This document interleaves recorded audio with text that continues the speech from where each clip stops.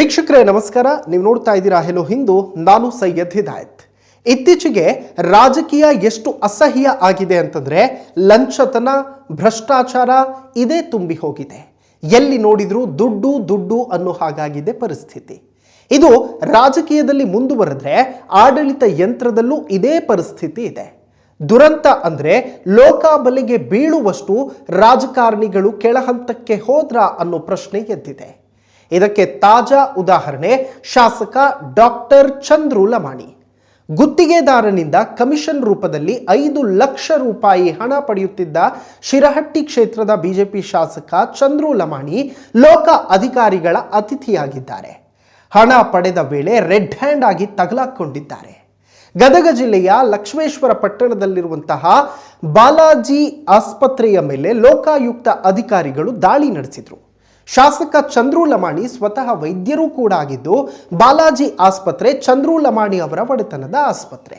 ಲೋಕಾಯುಕ್ತ ಅಧಿಕಾರಿಗಳ ದಾಳಿ ವೇಳೆ ಶಾಸಕ ಚಂದ್ರು ಲಮಾಣಿ ಹಾಗೂ ಅವರ ಇಬ್ಬರು ಪಿಎಗಳಾದ ಮಂಜುನಾಥ್ ಹಾಗೂ ಗುರುನಾಯಕ್ ಸಹ ಲೋಕಾಯುಕ್ತ ಅಧಿಕಾರಿಗಳ ಬಲೆಯಲ್ಲಿ ತಗಲಾಕೊಂಡಿದ್ದಾರೆ. ಸದ್ಯ ಮೂವರನ್ನ ಲೋಕಾಯುಕ್ತ ಅಧಿಕಾರಿಗಳು ವಶಕ್ಕೆ ಪಡೆದಿದ್ದಾರೆ. ರಸ್ತೆಯ ಎರಡೂ ಬದಿಗಳಲ್ಲಿ ತಡೆಗೋಡೆ ನಿರ್ಮಿಸುವ ಸಣ್ಣ ನೀರಾವರಿ ಇಲಾಖೆಯ ಕೆಲಸವನ್ನ ನಿರ್ವಹಿಸುವುದಕ್ಕೆ ಗದಗದ ಚಿಂಚೋಳಿಯ ಕ್ಲಾಸ್ 1 ಗುತ್ತಿಗೆದಾರ ವಿಜಯ್ ಪೂಜಾರ್ ಅವರಿಂದ ಚಂದ್ರು ಲಮಾಣಿ 10 ಲಕ್ಷ ಸರಿಸುಮಾರು 11 ಲಕ್ಷಕ್ಕೆ ಬೇಡಿಕೆ ಇಟ್ಟಿದ್ರು ಅನ್ನಲಾಗ್ತಾ ಇದೆ. ಯಾವಾಗ ಲಮಾಣಿ ಅವರು ಹಣಕ್ಕೆ ಬೇಡಿಕೆ ಇಟ್ಟರೋ ಕೂಡಲೇ ವಿಜಯ್ ಪೂಜಾರ್ ಲೋಕಾಯುಕ್ತ ಪೊಲೀಸರನ್ನ ಸಂಪರ್ಕಿಸಿದ್ರು. ಬಳಿಕ 5 ಲಕ್ಷ ರೂಪಾಯಿ ಲಂಚ ಪಡೆಯುವಾಗ ಬಂಧಿಸಲಾಗಿದೆ. ಚಂದ್ರು ಲಮಾಣಿ ಅವರದ್ದು ಈ ರೀತಿಯ ಪ್ರಕರಣ ಇದೇ ಮೊದಲೇನಲ್ಲ.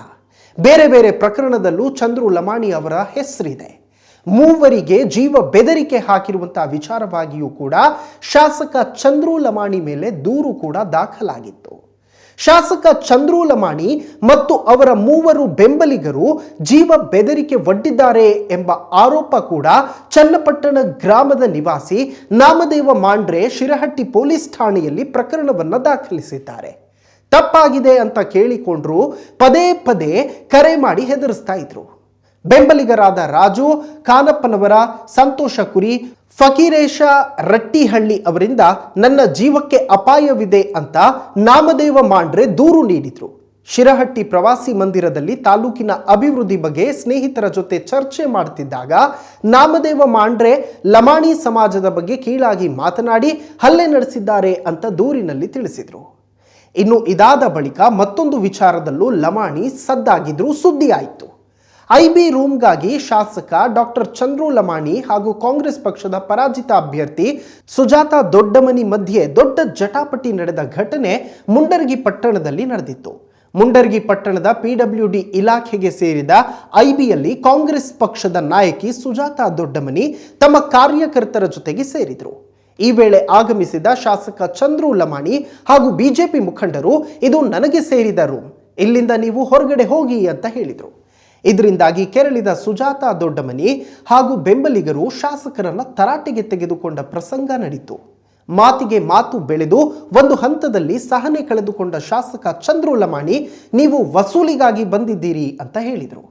ಇದು ದೊಡ್ಡ ಗದ್ದಲಕ್ಕೆ ಕಾರಣ ಆಗಿತ್ತು. ಇದೀಗ ಅವರೇ ವಸೂಲಿ ಮಾಡಿ ತಗಲಾಕೊಂಡಿದ್ದಾರೆ. ಇತ್ತ ಸಾವಿನ ಮನೆಯಲ್ಲೂ ಕೂಡ ಅಂದ್ರೆ ಸೂತಕದ ಮನೆಯಲ್ಲೂ ಈತ ಮಾಡಿದ ಅವಾಂತರಗಳು ಒಂದೆರಡಲ್ಲ. ಲಕ್ಷ್ಮೇಶ್ವರ ಬಳಿಯ ಸೂರಣಗಿ ಗ್ರಾಮದಲ್ಲಿ ಯಶ್ ಹುಟ್ಟುಹಬ್ಬದ ಪ್ರಯುಕ್ತ ಕಟೌಟ್ ಕಟ್ಟುವಾಗ ವಿದ್ಯುತ್ ಕಂಬದಿಂದ ವಿದ್ಯುತ್ ಪ್ರವಹಿಸಿ ಮೂವರು ಯುವಕರು ದಾರುಣವಾಗಿ ಸಾವನ್ನಪ್ಪಿದ್ರು. ಮೃತ ಕುಟುಂಬಗಳಿಗೆ ತಲಾ 25,000 ರೂಪಾಯಿ ಚೆಕ್ ಬರೆಸಿದ್ರು. ಅಂದ್ರೆ ಎಷ್ಟು ಹೈಡ್ರಾಮಾ ಮಾಡಿದ್ರು ಅಂತಂದ್ರೆ ಜನ ಛೀಮಾರಿ ಹಾಕಿದ್ರು. ಕೇವಲ 25,000 ಅಷ್ಟೇನಾ ಒಂದು ಪ್ರಾಣದ ಬೆಲೆ? ಅವರಿಗೆ ಪರಿಹಾರದ ದೊಡ್ಡ ಮೊತ್ತವೇ ಕೊಡಿಸ್ಬೇಕು ಅಂತ ಜನ ಆಕ್ರೋಶ ವ್ಯಕ್ತಪಡಿಸಿದ್ದ ಸನ್ನಿವೇಶ ಕೂಡ ಇದೆ. ಇತ್ತ ಇವರ ಕಾರ್ ಚಾಲಕ ಆತ್ಮಹತ್ಯೆಗೆ ಶರಣಾಗಿದ್ದ ಘಟನೆಯೂ ನಡೆದಿತ್ತು. ದುರಂತ ಅಂದ್ರೆ ಲಕ್ಷ್ಮೇಶ್ವರ ಪಟ್ಟಣದ ಮಲ್ಲಾಡ್ ಕಾಲೋನಿಯಲ್ಲಿರುವಂತಹ ಶಾಸಕರ ಮನೆಯಲ್ಲೇ ಅವರ ಡ್ರೈವರ್ ಸುನೀಲ್ ಲಮಾಣಿ ನೇಣು ಬಿಗಿದುಕೊಂಡು ಆತ್ಮಹತ್ಯೆಗೆ ಶರಣಾಗಿದ್ದ. ಲಕ್ಷ್ಮೇಶ್ವರ ಪೊಲೀಸ್ ಠಾಣಾ ವ್ಯಾಪ್ತಿಯಲ್ಲಿ ಈ ಘಟನೆ ನಡೆದಿತ್ತು. ಇದೆಲ್ಲದರ ಮಧ್ಯೆ ಇವರು ಶಾಸಕರಾಗಿದ್ದ ಸಮಯದಲ್ಲೂ ಮತ್ತೊಂದು ಅವಾಂತರ ಮಾಡಿಕೊಂಡಿದ್ರು. ಶಾಸಕ ಚಂದ್ರು ಲಮಾಣಿ ಸರ್ಕಾರಿ ನೌಕರರು ಚುನಾವಣೆಯಲ್ಲಿ ಸ್ಪರ್ಧಿಸಬೇಕಾದ್ರೆ ಅವರು ತಮ್ಮ ವೃತ್ತಿಗೆ ರಾಜೀನಾಮೆಯನ್ನ ಕೊಡಬೇಕಾಗತ್ತೆ. ಆದರೆ ಶಿರಹಟ್ಟಿ ಬಿಜೆಪಿ ಅಭ್ಯರ್ಥಿಗೆ ಅದು ಯಾವುದೂ ಲೆಕ್ಕಕ್ಕಿರಲಿಲ್ಲ. ಹಾಗಾಗಿ ಸರ್ಕಾರಿ ನೌಕರ ಎಂದು ಗದಗ ಜಿಲ್ಲಾಧಿಕಾರಿ ವೈಶಾಲಿ ಎಂಎಲ್ ಅವರು ಆರೋಗ್ಯ ಮತ್ತು ಕುಟುಂಬ ಕಲ್ಯಾಣ ಇಲಾಖೆ ಆಯುಕ್ತರಿಗೆ ಪತ್ರ ಸಹ ಬರೆದಿದ್ರು. ಕುಮಾರ ಮಹಾರಾಜ ಆದ್ರಹಳ್ಳಿ ಮಠದ ಶ್ರೀಗಳು ಮಾತಾಡ್ತಾ ಒಂದು ಆಡಿಯೋದಲ್ಲಿ ಹೇಳ್ತಾರೆ, ಈತ ಒಂದೇ ಒಂದು ಹಿಡಿ ಮಣ್ಣು ಕೂಡ ಹಾಕ್ಸಿಲ್ಲ, ರಸ್ತೆಗಳು ಅಷ್ಟು ಹದಗೆಟ್ಟು ಹೋಗಿದೆ. ಎಷ್ಟು ಭ್ರಷ್ಟಾಚಾರ ತಾಂಡವಾಡ್ತಾ ಇದೆ ಅಂತಂದ್ರೆ ಇನ್ನು ಈ 2.5 ವರ್ಷ ಹೇಗೆ ಕಳೆಯುತ್ತೆ ಅನ್ನೋದನ್ನ ನಾವು ಕಾಯ್ತಿದ್ದೀವಿ. ಅಂದ್ರೆ ಒಬ್ಬ ಶಾಸಕ ಜನ ನಿರೀಕ್ಷೆ ಇಟ್ಟು ಭ್ರಷ್ಟಾಚಾರ ರಹಿತ ಆಡಳಿತ ಕೊಡ್ತಾನೆ, ಡಾಕ್ಟರ್ ಇದ್ದಾನೆ, ಚೆನ್ನಾಗಿ ಕೆಲಸ ಮಾಡ್ತಾನೆ ಅಂತ ಅನ್ಕೊಂಡಿದ್ರೆ ಈ ರೀತಿ ಹೇಸಿಗೆ ತಿನ್ನೋ ಕೆಲಸವನ್ನ ಚಂದ್ರು ಲಮಾಣಿ ಮಾಡಿದ್ದಾರೆ ಅನ್ನೋದೇ ಒಂದು ರೀತಿಯಲ್ಲಿ ದುರದೃಷ್ಟಕರ. ಇನ್ಫ್ಯಾಕ್ಟ್ ಮಂಜುನಾಥ್ ಮಾಗಡಿ ಬಿಜೆಪಿ ಕಾರ್ಯಕರ್ತ ಮತ್ತು ಕುಮಾರ ಮಹಾರಾಜ ಆದರಹಳ್ಳಿ ಮಠದ ಶ್ರೀಗಳ ನಡುವೆ ನಡೆದಂತಹ ಸಂಭಾಷಣೆಯ ಆಡಿಯೋ ಸಿಕ್ಕಾಪಟ್ಟೆ ವೈರಲ್ ಆಗಿತ್ತು. ತಮ್ಮೆಲ್ಲರಿಗೂ ಕೂಡ ನೆನಪಿರುತ್ತೆ ಅಂತ ಅನಿಸ್ತದೆ. ಹೀಗೆ 10 ಹಲವು ವಿಚಾರಗಳಲ್ಲಿ ಚಂದ್ರು ಲಮಾಣಿ ಆರೋಪಿ ಸ್ಥಾನದಲ್ಲಿದ್ದಾನೆ. ಇದೀಗ ಮತ್ತೆ ಲೋಕ ಬಲೆಗೆ ಬಿದ್ದಿದ್ದಾರೆ. ಶಾಸಕರುಗಳಿಂದ ಕ್ಷೇತ್ರಗಳು ಉದ್ಧಾರ ಆಗ್ತವೆ ಅಂತ ಮತ ಕೊಟ್ಟು ಅವರನ್ನ ಜನಪ್ರತಿನಿಧಿಗಳಾಗಿ ಮಾಡ್ತಾರೆ ಜನ. ಇಂದು ಅಂತಹ ಅವರ ನಾಯಕರು ಭ್ರಷ್ಟಾಚಾರ ಮಾಡಿ ಜೈಲಿಗೆ ಹೋಗೋ ಪರಿಸ್ಥಿತಿ ತಂದೊಡ್ಡಿದ್ದಾರೆ. ಈಗಾಗಲೇ ಸಾಕಷ್ಟು ಅವಾಂತರಗಳನ್ನು ಮಾಡಿಕೊಂಡಿರೋ ಚಂದ್ರು ಲಮಾಣಿ ಒಬ್ಬ ಸಭ್ಯ ವೈದ್ಯ ಅಂತ ಜನ ಮತ ಹಾಕಿದ್ರು. ಆದರೆ ಈಗ ಜನ ಇಂಥವರಿಗೆ ಮತ ಹಾಕಿದ್ವಾ ಅಂತ ಹಣೆ ಚಚ್ಕೊಳ್ತಾ ಇದ್ದಾರೆ. ಒಟ್ಟಾರೆಯಾಗಿ ಶಾಸಕ ಚಂದ್ರು ಲಮಾಣಿಯ ಬಗ್ಗೆ ಬಹಳ ಗೌರವ ಇತ್ತು. ಅವರು ಡಾಕ್ಟರ್ ಮತ್ತು ಹಳ್ಳಿಗಳಲ್ಲೂ ಕೂಡ ಹೋಗಿ ಪಾಪ ಕೆಲಸ ಮಾಡ್ತಾರೆ ಅಂತ ತುಂಬ ಜನ ಅವರ ಅಭಿಮಾನಿಗಳೆಲ್ಲರೂ ಹೇಳ್ತಾ ಇದ್ರು. ನಾವು ಯಾರು ಕೂಡ ಊಹಿಸಿರಲಿಲ್ಲ ಶಾಸಕ ಚಂದ್ರು ಲಮಾಣಿ ಇಂಥ ಹೇಸಿಗೆ ತಿನ್ನೋ ಕೆಲಸ ಮಾಡ್ತಾರೆ ಅಂತ. ಎನಿವೇಸ್, ಮುಂದಿನ ದಿನಗಳಲ್ಲಿ ಗೊತ್ತಾಗುತ್ತೆ ಪ್ರಕರಣ ಯಾವ ಹಂತಕ್ಕೆ ಹೋಗಿ ನಿಲ್ಲುತ್ತೆ ಅನ್ನೋದು.